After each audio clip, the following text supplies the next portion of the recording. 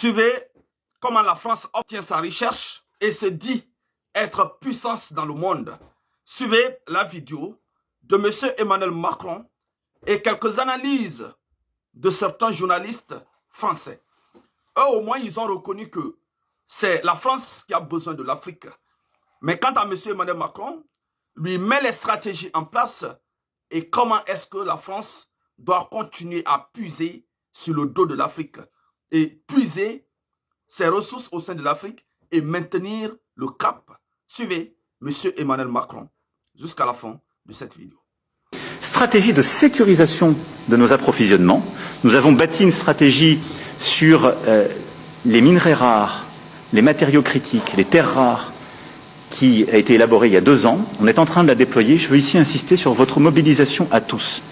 Dans beaucoup des pays où vous êtes, il y a encore des capacités qui sont non exploitées et qui vont nous permettre de sécuriser toutes nos filières.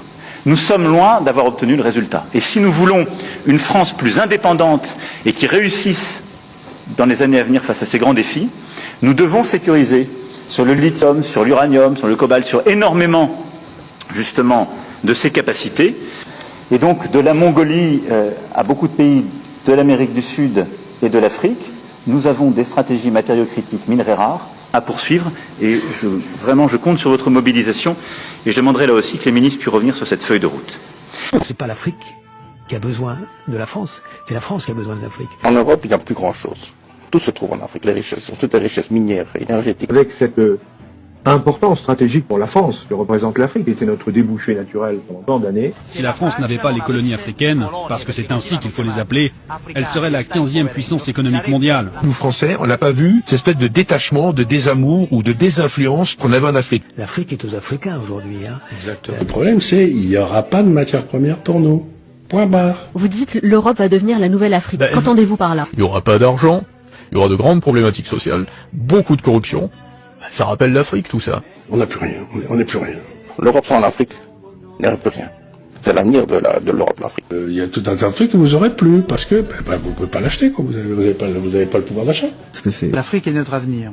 L'Afrique est notre avenir parce que... En France, on n'est plus dans un pays riche. On est dans un pays qui est en voie d'appauvrissement très rapide. Oui. Et qui va s'accélérer. On ne peut pas avoir une industrie nucléaire si on n'a pas d'uranium.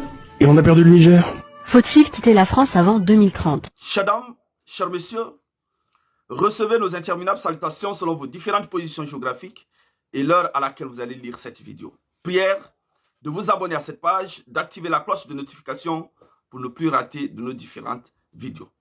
Alors, chers dames, chers messieurs, vous avez vu M. Emmanuel Macron, sa stratégie pour rester toujours superpuissance. Il parle des États de Mongolie, il parle également des pays de l'Amérique du Sud, il parle également de l'Afrique. Mais, surtout où le bas blesse, c'est au sein du continent africain. La façon dont M. Emmanuel Macron agit et veut coûte que coûte et coûte que coûte imposer son respect au sein, c'est-à-dire imposer sa suprématie sur le continent africain, par gré et par force. Et cela devient très nécessaire. Et c'est ce qui pousse en quelque sorte le peuple africain à prendre conscience et à rejeter non seulement la France, mais toutes ses demandes. À ce que les autres journalistes ont dit, que c'est la France qui a besoin de l'Afrique, c'est vrai.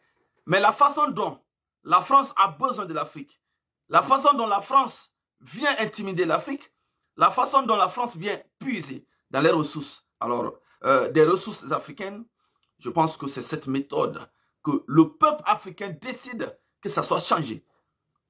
Ce sont les accords qu'on doit changer. Ce sont les principes et la façon même de faire qui doit changer. Aucun peuple ne veut aujourd'hui que la France essaie d'imposer sa suprématie. Non, chaque peuple a sa souveraineté. Chaque pays a sa souveraineté cette fois-ci. Donc lorsque les choses veulent se passer, en tout cas, il doit y avoir des négociations. Il doit y avoir des principes, des accords. Et qui alors plaît aux pays indigènes. Mais pas la France qui va venir décider, imposer. Et un temps viendra, même les ressources qu'ils ont citées, ce sont nous-mêmes qui allons fixer le prix de nos ressources. Là, il faut qu'on soit clair. Et ça vient avec le temps, c'est juste une question de temps. C'est juste une question de temps. Le fait que nous avons pris les décisions de se mobiliser et de chercher les partenaires avec lesquels les ressources peuvent être alors liquidées, alors je crois, avec le temps, nous allons imposer le respect aussi de ces ressources. Alors, si la France continuera à être puissance, là, nous ne sommes pas contre. Là, nous ne sommes pas alors en train de nous battre pour qu'elle tombe. Non, mais nous nous battons également pour que tout ce que la France vienne chercher au sein de l'Afrique soit dans les règles de l'art. Partagez la vidéoconférence et abonnez-vous à cette page. Je vous remercie.